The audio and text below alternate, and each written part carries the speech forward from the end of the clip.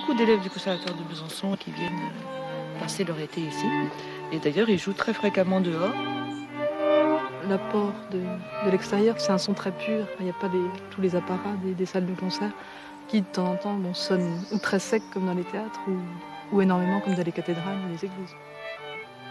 L'apport émotionnel, c'est énorme aussi parce que c'est vrai qu'on est au pied des arbres, donc il y a une sorte de ressourcement. Ce qui est agréable, c'est pas sentir de limites. On ne sait pas où elles sont, jusqu'où il va, jusqu'où on l'entend. Les sons se propagent et je pense qu'ils arrivent quelque part dans l'au-delà. Il doit exister un lieu où on entend tout, je sais pas, un paradis des sons, peut-être. Mais ce qui est agréable, c'est de se dire qu'il y a peut-être un érable ou un arbre dont est constitué l'instrument qui est peut-être ici. Sûrement d'ailleurs, puisque beaucoup d'instruments sont construits avec les arbres d'ici.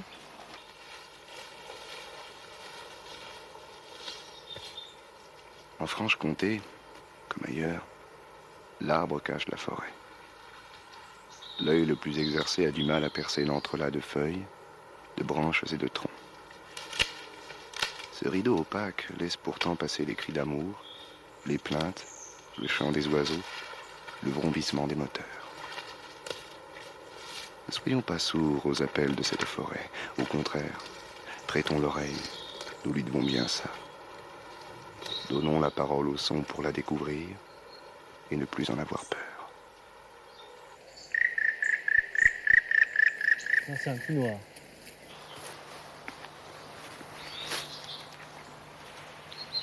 Vous voyez ? Écoutez.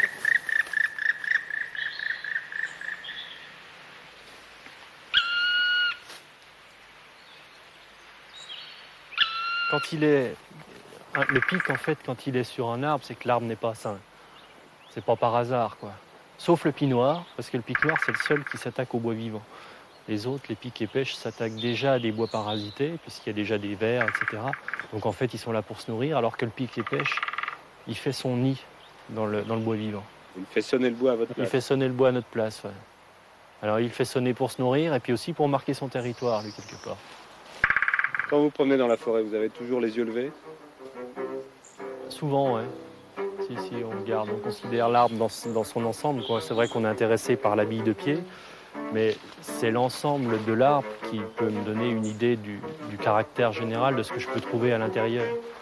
Donc c'est son port élancé, c'est la qualité de son pied, les traces, les cicatrices des chevilles éventuelles, l'exposition, l'ensoleillement, le site. Donc même si je suis acquéreur que d'une petite partie de l'arbre, je dois toujours considérer l'ensemble. Il s'agit de faire une première expertise, de savoir en fait si l'arbre est sain ou pas. Si on a un son clair de bois sain, ou si au contraire on a un son terne de bois pourri ou de bois taré. Je cherche des individus dans des peuplements de qualité. Je cherche quelques pièces sur un massif, donc toutes les chasses ne sont pas toujours bonnes. À la fin d'une journée de recherche, c'est 2, 3, 4 pièces qui sont repérées. Un violoncelle, c'est un bois qui peut avoir 250 ans d'âge à peu près. Le luthier va chercher un bois qui vibre, donc un bois qui a un certain nombre de qualités mécaniques qui sont importantes et très particulières.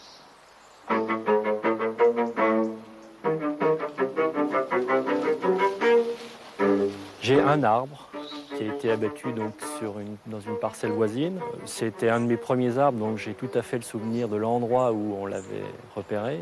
Et aujourd'hui, la table du violoncelle vient de cette épicéade. Ce violoncelle, là, la première fois que vous l'avez entendu jouer donc un de vos arbres. Quel type d'émotion vous avez eu? De la satisfaction, c'est sûr. Je crois que c'est la première chose.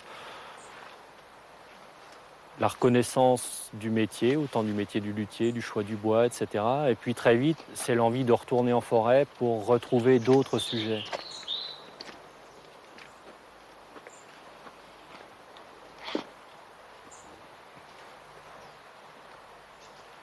Donc ici, c'est une pièce qui a environ un siècle et demi d'âge, pour un diamètre de 55 cm.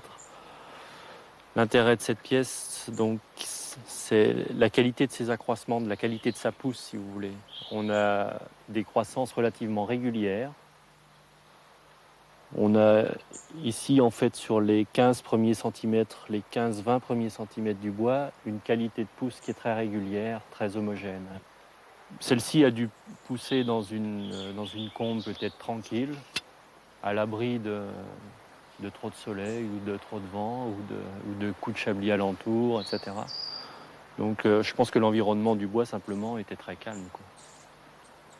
Et du calme naît la table de violoncelle. Ah oui, il faut des bois qui soient calmes et tranquilles. Il y a toujours un suspense quand on ouvre un arbre, parce qu'on peut voir de l'extérieur, on regarde s'il est bien droit, si la feuille est bien droite, s'il ne tourne pas ni à gauche ni à droite. Mais lorsqu'on l'on ouvre, c'est là que l'on découvre toutes ces chevilles, enfin ces petites branches qui rentrent à l'intérieur de l'arbre. Là, c'est vraiment la surprise. Ou alors on dit, tiens, ça y est, on va pouvoir faire tant de violoncelles ou tant de violons. Les épicéas qui sont transformés en instruments, c'est une proportion très très faible.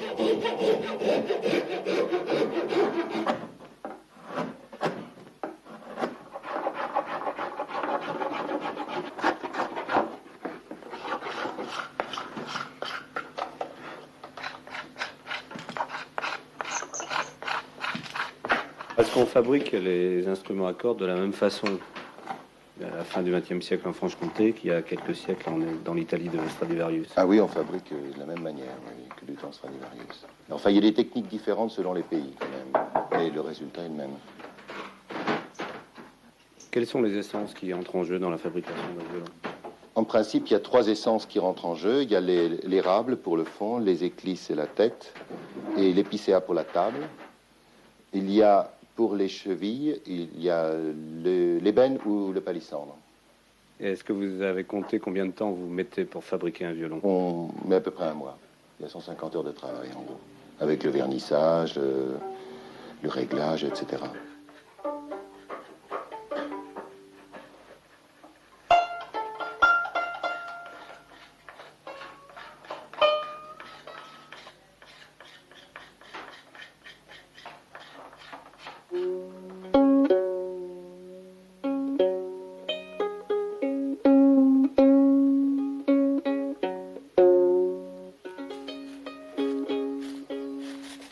Quand on va en forêt, quand on cherche un arbre, on cherche un bel érable, par exemple, ou un bel épicéa.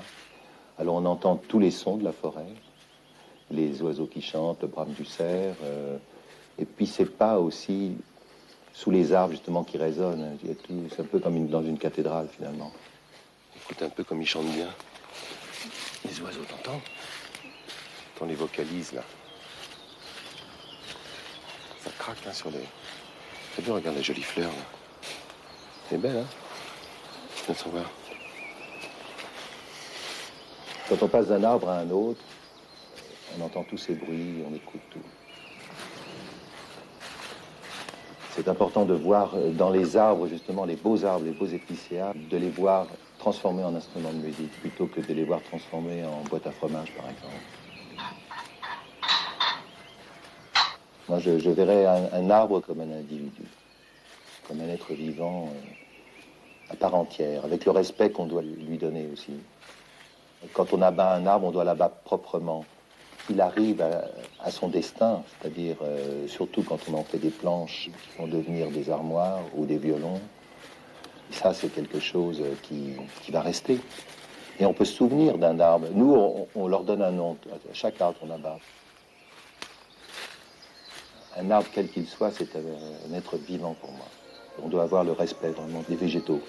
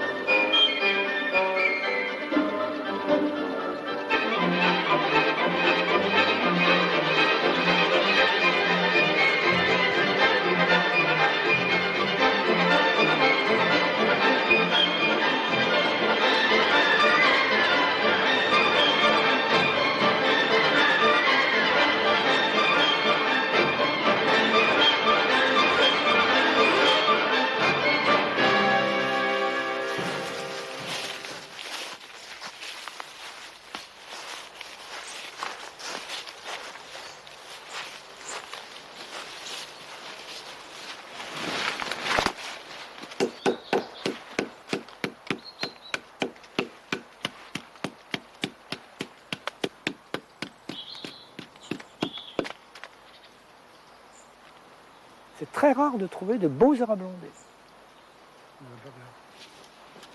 Viens voir. Montrer ce que j'ai D'accord. découvert. Ils sont sympas. Tiens, regarde. Ouais, d'accord. Pas de problème. Ah ouais. Celui-ci également. Les deux. Ah, bah, c'est sûr. Hein. D'ailleurs, on voit que c'est un pied unique. Pied unique. Et là, il y a donc 2 érables ondés. Ça donne 2 érables ondés. Et je vais donc essayer de remarquer si, comme ceux que j'ai vus jusqu'à présent, ils sont situés sur des perturbations du sol, soit des lignes telluriques ou des cours d'eau ou des failles. Donc c'est vrai que je ne vais pas l'affirmer puisque ce n'est pas des milliers d'exemples, mais sur plusieurs dizaines, tous les érables ondés que j'ai vus sont sur des perturbations telluriques. Là, vous vous servez d'une boussole, pourquoi? Parce que les lignes telluriques dont on parle, le réseau Hartmann, il est orienté nord, sud, est, ouest. Donc j'aurai mes directions, le nord est là-bas, sud bien sûr, est, ouest. Je croyais que la mousse était toujours vers le nord. Quelquefois elle est vers le nord parce que c'est le côté qui est souvent le plus humide, mais enfin on a aussi l'ouest selon les pluies. Alors je vais regarder donc avec la baguette de sourcier des ancêtres, là, qui est une baguette de coudrier, si je suis perturbé par une fréquence. Voilà. Donc j'ai bien une ligne ici. Je vais voir dans l'autre sens. Perturbé, ça se traduit comment sur la baguette? Ça veut dire que je vais être agressé dans mon physique par une fréquence du sol et l'objet que je vais tenir va bouger.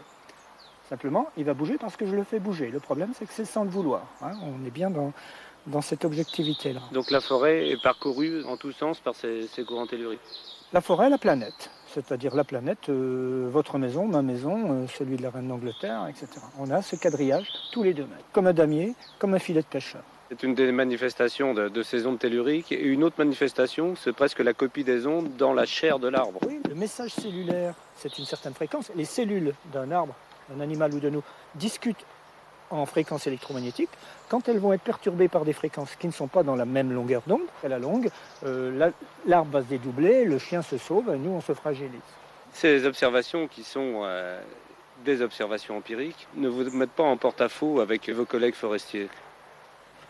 Oh non, je crois que c'est complémentaire. Pour empirique qu'elle est, quand on a constaté une chose, on la remarque. Quand on en a fait 10 qui vont dans le même sens, ça devient déjà un peu plus exact. Et quand on en est à des milliers de fois, par exemple, moi pour les arbres doubles, sur des milliers, je les ai toujours vus sur croisement. Je n'ai jamais vu un arbre double en zone tranquille.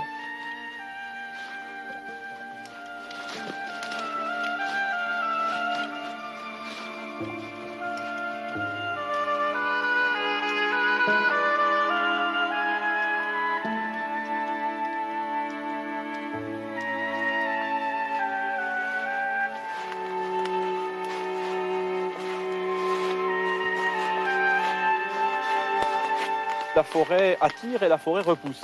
Elle attire quand la vicissitude de l'histoire des hommes fait que parmi les guerres, etc., les hommes vont y trouver refuge pour sauver leur vie. Les prêtres réfractaires qui vont y faire leur messe, des sociétés secrètes comme les bons cousins charbonniers qui vont faire leur réunion donc dans le plus grand secret.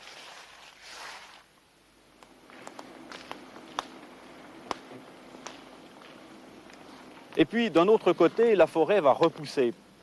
Quand l'homme ne maîtrise pas tous les éléments, ne connaît pas tout, eh bien l'homme invente. On va donc inventer une cohorte de dryades, d'amadryades, de fées, de lutins, de gnomes, d'animaux peut-être plus extraordinaires encore, comme la vouivre qui habite aussi la forêt. C'est un énorme serpent ailé, qui porte l'escarboucle. Si on arrivait à prendre cette pierre merveilleuse, on deviendrait l'homme le plus riche de la Terre. Cette richesse, c'est l'éternité.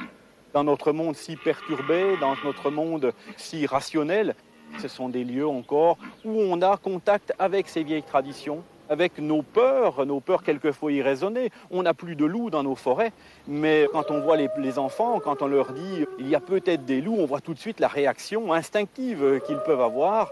Et ça, ce sont des choses qui sont ancrées dans nos cellules. Nous sommes les héritiers d'une longue tradition d'un peuple qui est né de la forêt.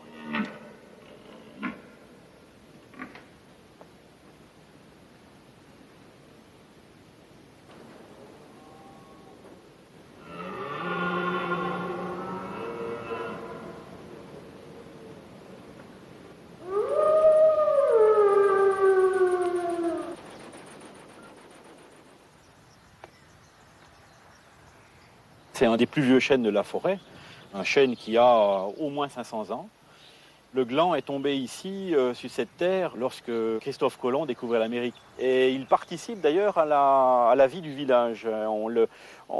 C'est vraiment un personnage qui, au même titre qu'un habitant du petit village qui est là à côté, et c'est vraiment une sentinelle, un témoin dans le temps. Il porte un nom ? C'est le chêne Notre-Dame. On l'appelle le chêne Notre-Dame parce que à l'intérieur, à cet endroit où il y a une boursouflure, là, je ne sais pas si c'est l'histoire ou la légende qui dit qu'on y a placé une représentation de la Vierge. Dans cette forêt, c'est encore présent, encore très très vivace, très ancré dans les traditions. Nous avons placé une Vierge dans un chêne tout récemment. Il y avait 143 ans qu'on n'avait pas assisté à cet événement. Et là, ça a été un grand moment pour la population des gens de la forêt de Chaux, de célébrer, de venir donc autour de ce chêne pour retrouver ses racines.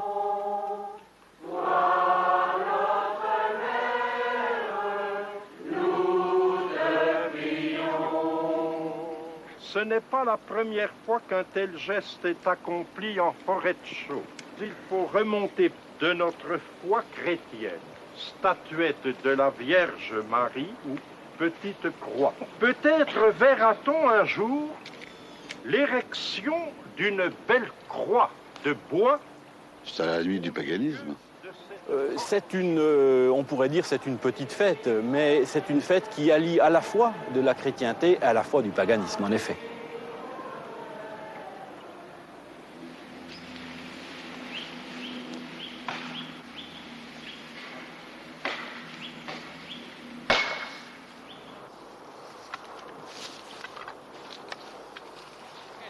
C'est le bas branchu. D'accord.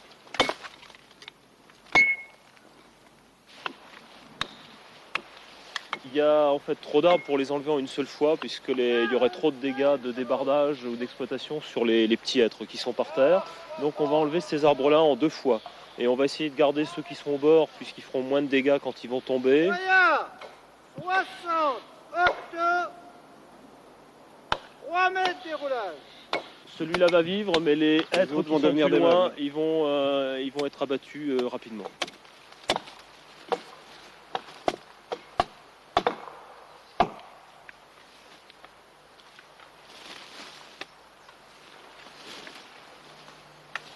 Il faut faire un choix. Lorsqu'on arrive avec un marteau, il ne faut pas simplement dire parce qu'on a un marteau qu'on va marquer n'importe quoi. Quand on arrive en face d'un arbre, il faut savoir pour quelle raison cet arbre va être martelé. Et dans une coupe en régénération, on va surtout marteler suivant la présence de semis de chêne ou de hêtre au sol. On travaille toujours sur plusieurs dizaines d'années, voire au moins 100 ans.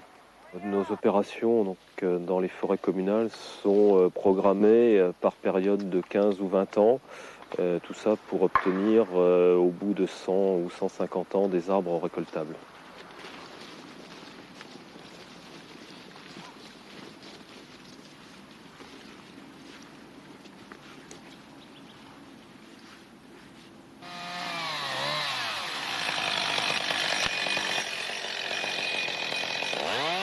Et combien d'employés à l'Office des forêts ? En gros, un peu moins de 10 000 personnes. La forêt française est une des forêts les plus importantes d'Europe, est-ce que c'est vrai ? C'est la plus importante forêt d'Europe en forêt feuillue, bien sûr. Nous avons des forêts du nord de l'Europe en résineux qui sont bien plus importantes que la nôtre. Mais nous possédons une grande surface de chênes, de hêtres et d'autres essences feuillues. En 2012, il y aura davantage de forêts que maintenant ? Fort probable qu'il y aura encore davantage de forêts. Tous les ans, la forêt française s'accroît d'un certain nombre d'hectares.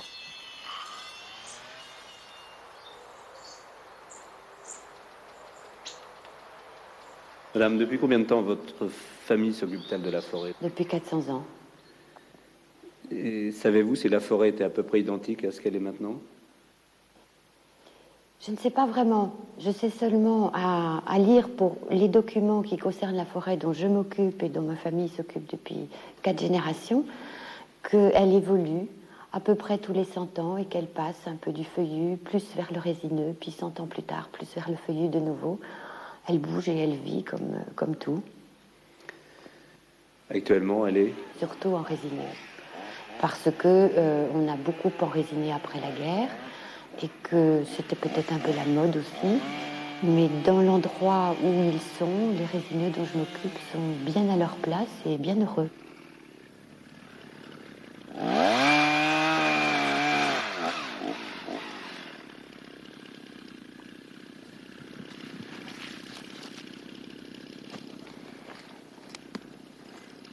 Vous allez le finir à la hache?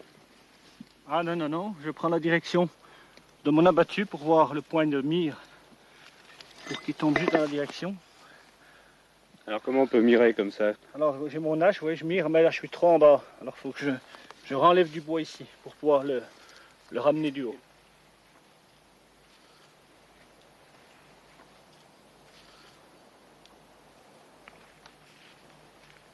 Là, j'enlève les arbres pas beaux pour permettre à d'autres qui sont beaux de devenir grands et adultes.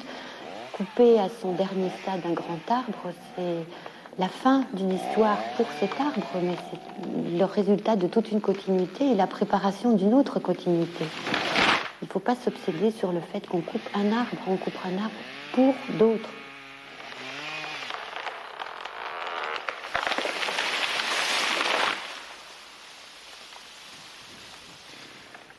C'est le moyen de faire vivre la forêt. Si vous ne coupez pas les arbres, vous aurez quelques loups, comme on dit, qui vont dominer les autres et qui vont faire que ne pourront pas naître les petits. Donc il faut en permanence jardiner pour que la forêt reste vivante, variée et en pleine santé. C'est tonique.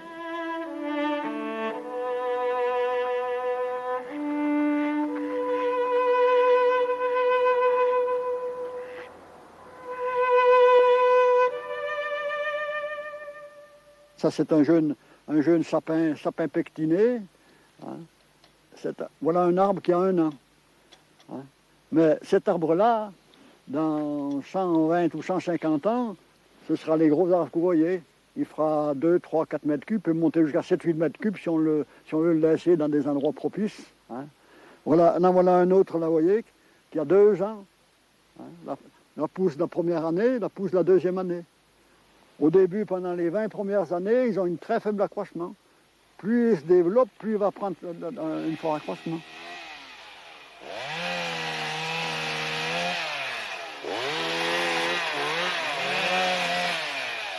Actuellement, moi j'ai 80 ans. Je suis dans un état d'une santé magnifique, mais je fais encore une demi-journée avec la tronçonneuse tous les jours. C'est ce qui me maintient en état. C'est la vie, la forêt. Vivre au grand air. Il n'y a rien de plus merveilleux, non?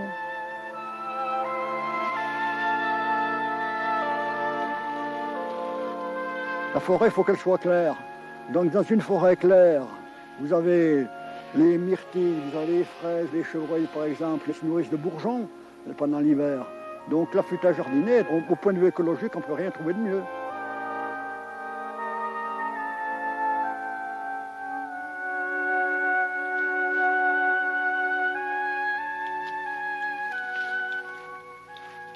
Je crois que la majorité des forestiers ne s'occupent pas de forêt pour la rentabilité. Si une partie de leur forêt est rentable, ils en sont bien contents. Et en général, ça leur permet d'avoir des sous pour s'occuper d'une autre partie qui est un peu moins bonne, qui est la partie un peu plus difficile, pour laquelle ils donnent du mal. Et en fait, si on veut s'occuper de forêt en se disant qu'on va se faire de l'argent, on va vers de grandes tristesses et il vaut beaucoup mieux mettre tout ça à la caisse d'épargne tout de suite.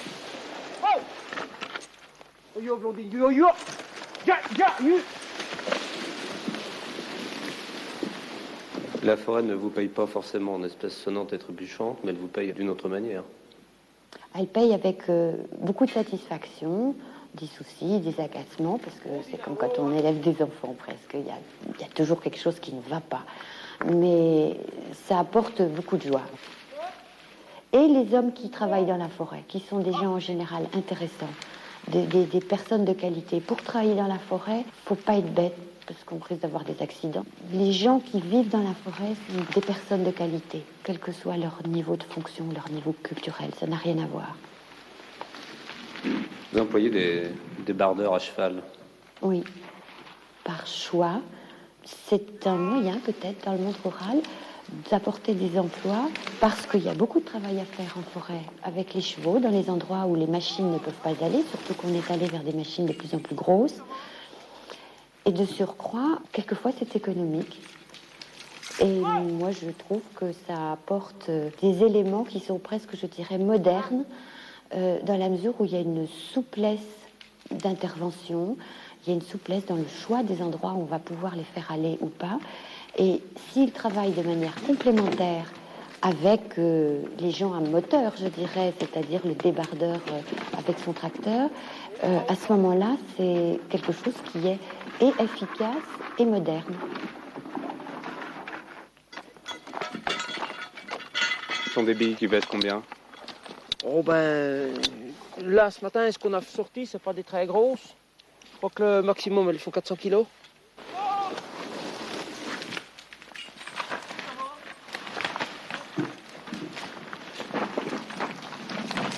Et ça peut être dangereux pour vous aussi. Ah ben, vaut mieux se desserrer, oui. Parce qu'un beau qui roule. Dangereux, pas dangereux si on veut, mais ça peut esquinter un autre arbre. Il faut être sûr de ses chevaux. Financièrement, vous vous y retrouvez? Je travaille souvent au prix du tracteur, alors que je devrais être un peu plus cher parce que je vais quand même moins vite qu'un tracteur.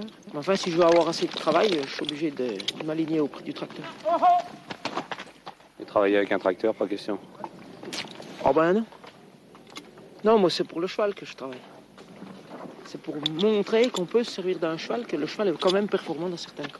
J'aime les chevaux, je veux prouver que on a des chevaux qui peuvent encore servir, non pas qu'à être mangés.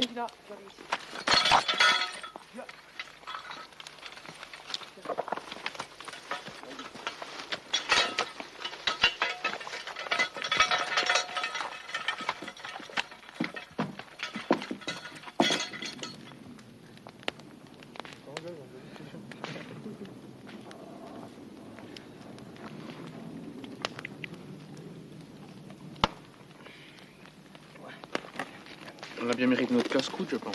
Vous êtes là depuis quelle heure? 7h30. Tous les jours, vous bossez ensemble? Ça va faire 3 ans maintenant. Ça fait 3 ans que vous faites le métier?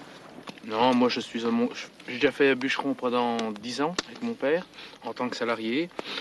Et puis ça fait depuis 1990 que je suis à mon compte, faire que des sangles. Vous avez quel âge? 30 ans. Ça conserve le métier, là? Non, je sais pas. Alors c'est quoi votre métier? Je suis sanglier. Ça consiste en quoi? À observer les animaux? Non, pas du tout. Ça consiste à faire des sangles à Mont d'Or. Alors, les sangles, c'est fait pour mettre autour du fromage. Le Mont d'Or, c'est une particularité du Haut-Doubs. Les fromagers la mettent toujours côté sève contre le fromage pour qu'elle prenne bien le goût de l'épicéa. C'est donc le goût de résine qui parfume le fromage. Il n'y aurait pas la sangle, il n'y aurait pas de Mont d'Or.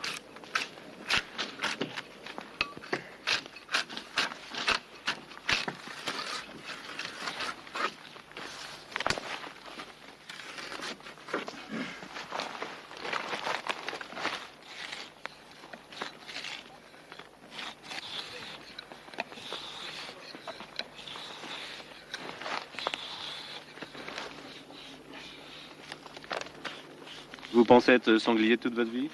Depuis l'âge de 16 ans que je suis en forêt. Je ne changerai pas de métier.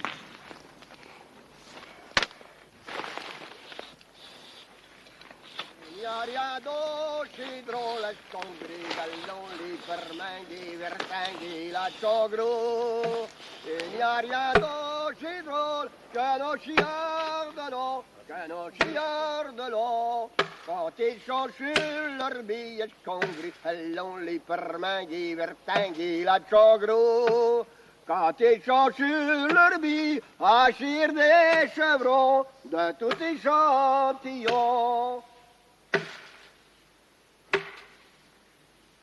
Vous voulez que je vous raconte comment j'ai appris le métier de saudelon? Bon, ben voyez, à l'âge de 14 ans, je suis venu en France parce que je suis d'origine italienne. À Paul Mussolini, qu'on était venus, puis je peux vous dire qu'on était mal habillés. On avait qu'un pantalon, une chemise, une paire de souliers, un paletot, c'est tout ce qu'on avait sur le dos. Bonne heure le matin, tard le soir, du lundi au samedi, tout en faisant 10 heures de moyenne de travail par jour. Il faut être solide, fort, robuste et puis de bonne santé. Et ne pas avoir peur de la fatigue. Pendant 2 heures de temps, on attaquait les calissages. Quand on avait resté pour la journée, on commençait à scier. Les billes montaient sur la câble, liées avec une chaîne. Et puis on sciait comme ça, jusqu'à la noire nuit. Auguste, c'est lequel qui va monter alors? Enfin, maintenant, déjà lui, puis après. C'est le plus jeune? Ah non, ben descends, là, je monte le plus vieux. Allez, Qui c'est le plus vieux? Je peux voir le plus vieux, c'est moi. Vous avez quel âge? 83 et demi. Bon, ben je vais monter, puis tu montes après. Allez, couche alors. Et hop.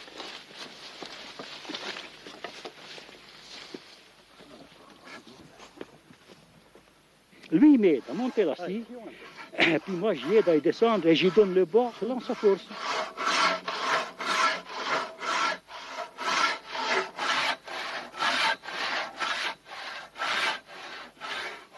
C'était dur, mais alors ça se commençait, que je serais jeune, ah ben je le ferai. La forêt, c'est le jardin le plus beau du monde. Vous pouvez remarquer, vous venez toujours chercher quelque chose dans la forêt, vous n'y amenez jamais rien. En été, quand il fait chaud, vous venez vous y promener. Oh, ce bel ombrage, mais il fait bon. Vous voyez toute cette verdure et puis tout. Et en hiver, par exemple, vous venez de la forêt, il fait froid. Parce que la forêt, mais elle vous offre de tout. Elle vous offre à boire, à manger, à vous chauffer, à vous habiller, puis tout. Il y a du bois sec, vous pouvez faire du feu. Mais la forêt, écoutez, je crois que si on se met à raconter sur la forêt, à midi, on est encore là, quoi. Alors... Qu'est-ce que tu en penses? La fumée? Elle est bonne comme ça. Elle Ça est blanche. va, ça Elle va. est blanche, oui. Faut pas qu'elle soit, bon. faut pas qu'elle soit bleue. Hein, donc... Comment ça brûle alors? Oui, comme ben, ça, bien elle est- sûr. Et il n'y en a pas beaucoup qui savent faire le charbon sous terre. Il n'y en a plus guère des comme moi. On dit que les charbonniers étaient des anarchistes, des gens difficiles à tenir, c'est vrai? C'est des conneries, ça. Ah bon? Ah, des conneries.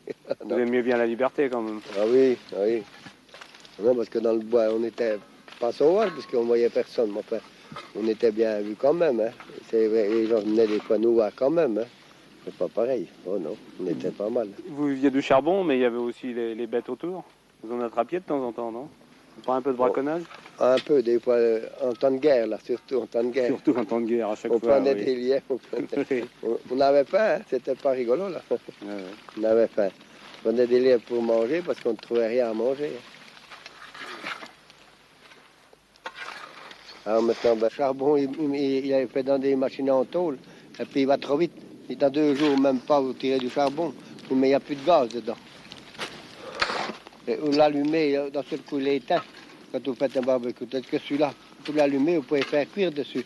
Là, il tient le feu, celui-là. Et là, vous Parce en que- faites pour vos amis ou Bah oui, pour mes gosses, j'ai 5 gosses, et puis j'en ai encore chez nous.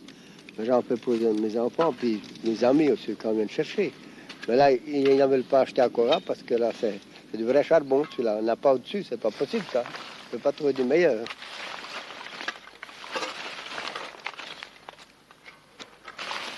Il n'y a plus grand monde dans la forêt. Il n'y a plus guère monde, non. C'est fini, puis ils coupent tout. Il n'y a plus de taillé, il n'y a plus rien. C'était trop pénible. Enfin, les gens étaient contents quand même, parce qu'ils s'en tiraient quand même, en coupant au bois. Aujourd'hui, c'est fini, quoi. Quand vous avez vu arriver les premières tronçonneuses, vous avez dit c'est la fin de notre métier? En force, on s'est habitué parce qu'on dit ça va quand même plus vite, quoi. C'est sûr, ça allait plus vite. On faisait plutôt un stère de bois avec une tronçonneuse qu'avec un passe-partout puis une scie. Et que ceux qui faisaient 2 stères de bois par jour avec une scie et un passe-partout, il fallait bien qu'ils travaillent. Quelqu'un avec une tronçonneuse, il arrive à en faire 10.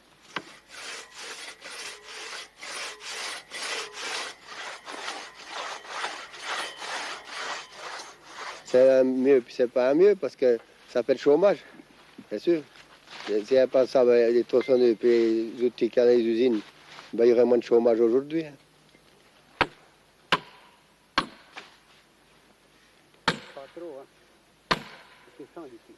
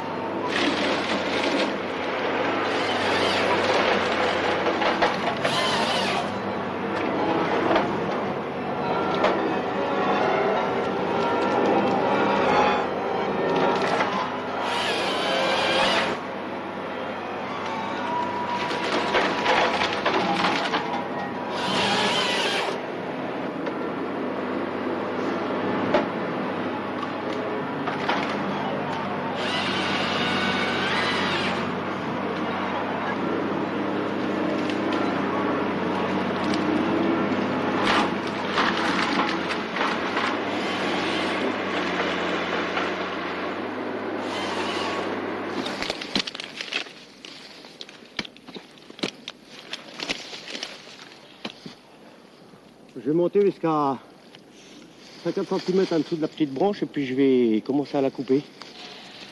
La plus haute, ben, ça commence bien. La plus haute est à peu près à 11 mètres de haut. Noël. Puis, ouais. Et ça sera bien. Faut pas avoir la fringale, vous tirez de soi, parce qu'autrement, c'est pas la peine d'essayer de monter. Peut-être y a-t-il des risques lorsque le hooper va faire l'opération? À mon avis, non, parce que c'est des gens qui sont rodés, hein, mais ça en vaut la chandelle, je pense, pour la valeur du bois.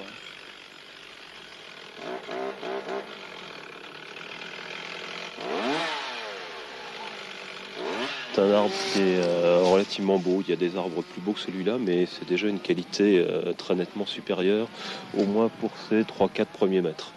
C'est un arbre qui a poussé relativement vite, qui a des grosses branches, qui a un bout au pied, donc tu auras un bois tendre et un bois blanc, donc qui sera recherché par les acheteurs et les utilisateurs de hêtres. Donc c'est un arbre qui doit avoir environ 120 ans, pas beaucoup plus. C'est un bois qui atteint un diamètre intéressant pour l'industrie et qui est mûr.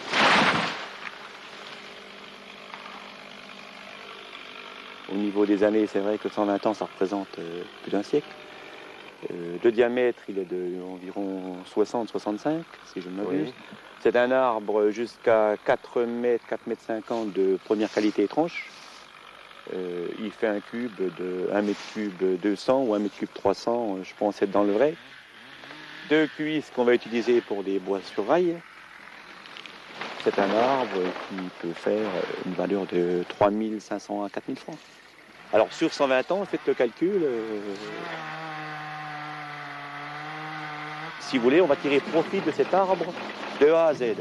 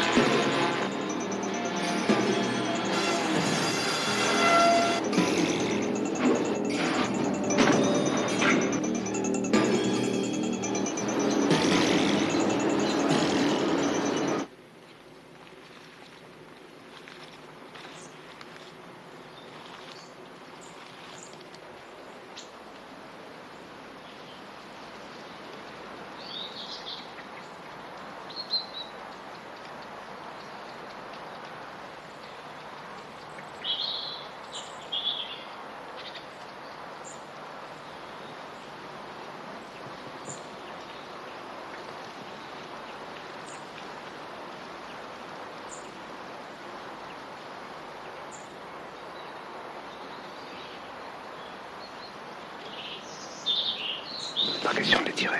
Ah non, absolument pas. Non, non, là, il faut les laisser en base de reproduction, là, en ce moment. Mais il y a des mâles énormes.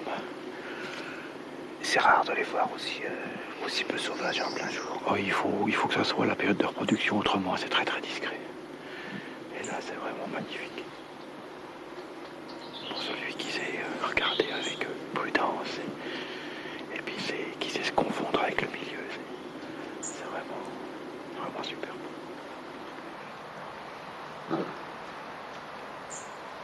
Vous êtes forestier? Oui, bien sûr. Il vous arrive de marteler des arbres? Il vous arrive aussi de chasser? C'est un petit peu la même démarche. Oui, tout à fait. Tout à fait. Il y a une sélection de l'arbre, il y aura une sélection de l'animal également. C'est vrai que le forestier ne choisit pas, ne prélève pas n'importe quel arbre.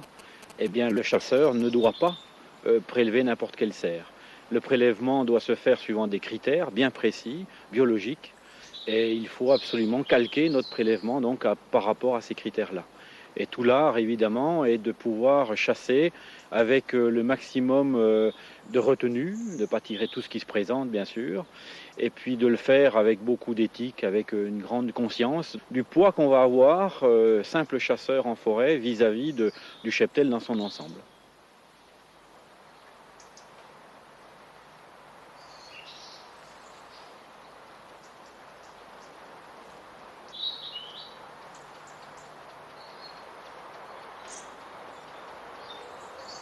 Alors le but de la chasse d'aujourd'hui, c'est lequel?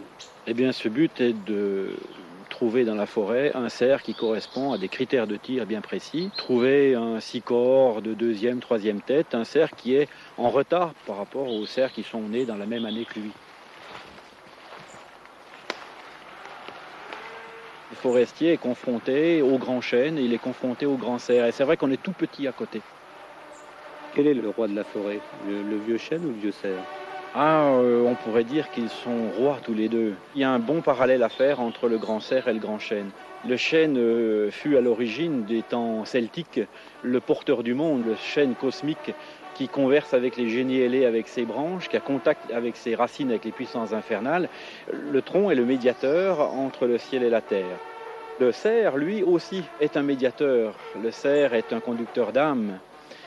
Les anciens ont vu dans son trophée la forme du disque solaire. Il fallait que la religion chrétienne vienne superposer le crucifix sur le disque solaire. C'est pour ça d'ailleurs que Saint Eustache et plus tard Saint Hubert verront donc le fameux crucifix dans cette légende synégétique.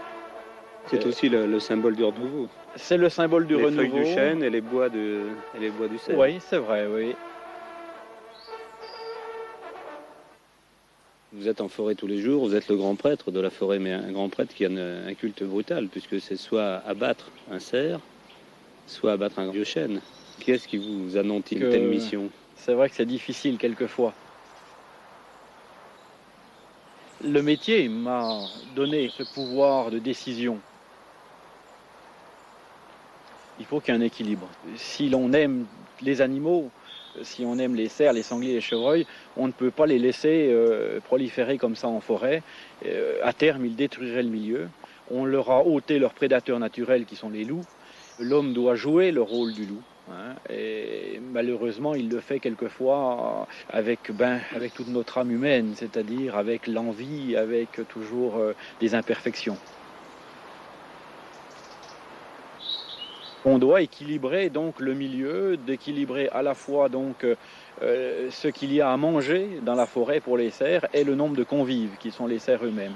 Donc cet équilibre, il n'est pas facile à maintenir. Un cerf ne passe pas inaperçu dans une forêt. C'est un animal qui mange 12 kilos de nourriture par jour. Beaucoup de collègues forestiers ont quelque animosité vis-à-vis de ces animaux.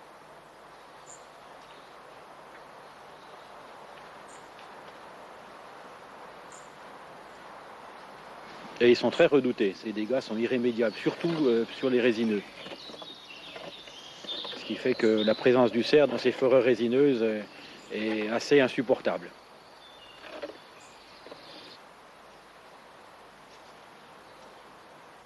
Alors là, il y a un 14, et puis je pense que l'autre, c'est un 12. Mais ça, c'est des cerfs qui ne sont pas arrivés à leur optimum. Ils sont magnifiques, il faut les laisser vivre, là. Le dernier, c'est celui-là qu'il faut prélever. Et vous allez tirer? Et il est toujours masqué par les autres. Il y a toujours une biche ou un fan devant. J'arrive pas à le tirer.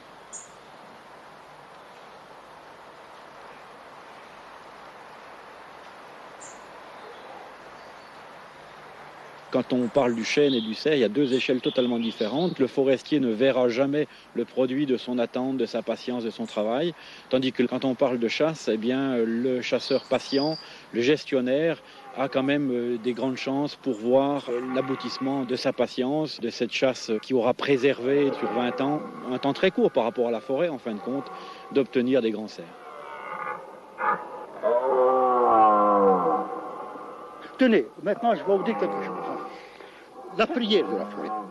Je suis la chaleur de ton foyer par le froid de nuit d'hiver, l'ombrage ami lorsque brûle le soleil l'été. Je suis la charpente de ta maison, la planche de ta table. Je suis le lit dans lequel tu dors. Je suis le bois dont tu en fais des navires. Je suis le manche de ta houe et la porte de ton enclos. Je suis le bois de ton berceau et aussi de ton cercueil. Je suis le pain de la bonté et la fleur de la beauté. Écoute ma prière, ne me détruis pas. Merci de m'avoir écouté. Qui est-ce qui l'a écrit cette prière? Je ne sais pas. C'est les bûcherons qui la disent. C'est Auguste qui vous l'a dit.